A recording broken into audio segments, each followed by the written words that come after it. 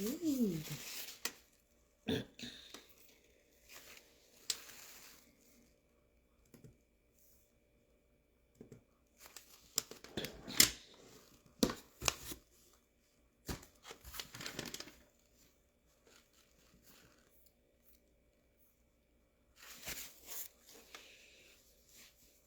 Hello, hello.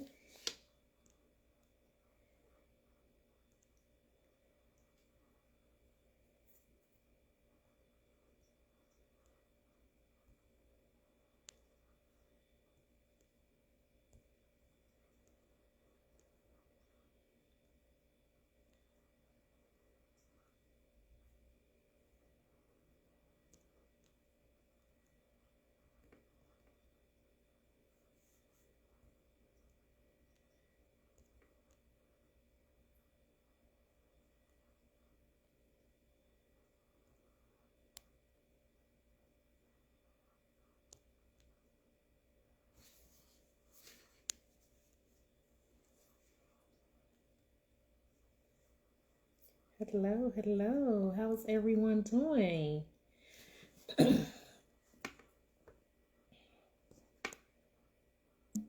How's everyone? Can you hear me?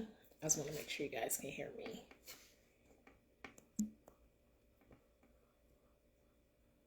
Good evening.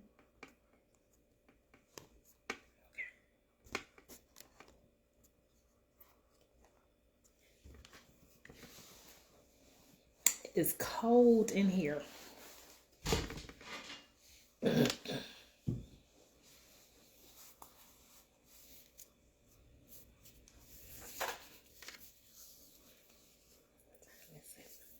gonna get started. All right, everyone. So today is my name is Monique. I feel like you guys know me. I say this all the time, right? But my name is Monique, and today we're gonna chat about more of me, more of thee, and less of me. When I think about that, it's kind of cliche-ish, right? You think, oh, and a no-brainer. I'm going to let God increase in my life and I'm going to decrease. But do we actually apply that concept to our everyday life? When I think of, when I think of that, of course, I think about John the Baptist in John chapter 3, verse 20, 30. Ooh. John chapter 3, verse 30. And the NIV version says, he must become greater and I become less.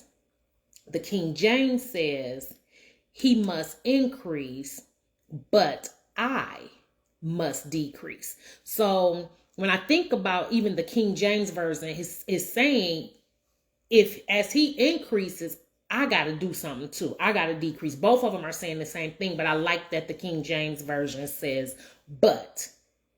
So he must increase, but I got to decrease. I got to make that decision to decrease. And I was chatting with one of my confidants earlier today, and we were talking about relationships. And I had said to him, are you willing to stop being friends with someone because of if your significant other requests that of you? And he said, nope, that significant other will have to go. And he said, my friend is going to stay. So if they can't deal with that, they got to go. And I was like, wow, so you're willing to put your friend over your significant other? And he was like, if that's how you interpret that, but my friend is going to stay and my significant other either is going to understand that this person was here first, or they're going to have to make the decision to leave. And I thought about, are we like that with Christ? Do we take that stance? Okay, God, I know that you may not want me to do this behavior or be in this place or do whatever, but I like this and I'm going to continue to do it. And you're going to have to know my heart. You're going to have to make some concessions and bend the rules for me. And so I had to hold up my own personal spiritual mirror and actually say that, like, are my earthly pleasures more important to me than making sure that I'm in alignment with Christ? And so when I read Romans 12:1 in the NIV version, it says, and so, dear brothers and sisters, I plead with you to give your bodies to God because of all he has done for you. Let them be a living and holy sacrifice, the kind he will find acceptable. This is truly the way to worship him. I just talked about you. You missed it. I was just talking about you. And so then in verse 2, it says, don't copy the behavior and custom of this world, but let God transform you into a new person by changing the way you think. Then you will learn to know God's will for you, which is good, pleasing, and perfect. So with that, I had to say, how do we know if God has increased in our lives? And so the first thing we will do, according to what we just read in in Romans 2:1, I'm struggling today, with Romans 12:1 and verse 2, the first thing it says is we have to allow God to change the way we think. When we change the way we think, it's like I remember I was riding in the car with Nadia, and I was listening to some of her music, and I was clutching my pearls. And then I had to remember that there was a time that I was listening to some stuff, and I won't tell y'all the names of some of the songs we was listening to back in the day. I remember this one particular song. It had the bomb beat. It still got it. When it come on, I still be like, because it had the bomb beat. And my friend's mother, she came running down to the basement. It was my friend's sweet 16 birthday party. And she said, ain't no, y'all have to cut that off, because ain't none of them up in this house. So if y'all know the song, it say it's some in this house. But that was my jam. And so I'm like, nah, I'm over here. I done became auntie age, and I'm clutching my pearls. But we have to change the way we think. And the second thing is, it said, you'll know God's will for you. And that was powerful to me, because the closer you get to God, the more he will reveal to you who you are and what you should be doing. And you don't have to ask other people. You no longer are a prisoner to other people's approval, because you've tapped into God and you know his voice. And you know what he is saying for you. So his will for me is going to be different than your will. So if his will for me is saying this, but I'm trying to lean on you and ask you, well, what you think I should do about this? And it's not going to align, because God has already created something for me. And then the third thing is his will is, and it tells us what his will is. His will is perfect, pleasing, and good. And so this is going to be a short lesson, y'all. And so how do I decrease? And the first thing I thought about is you got to read the Bible. You have to know what God is asking of you. We got to study, just flat out.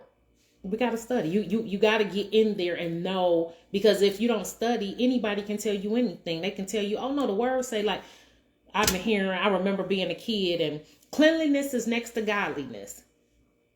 That's not in the Bible. That concept is in the Bible, but that is not in the Bible.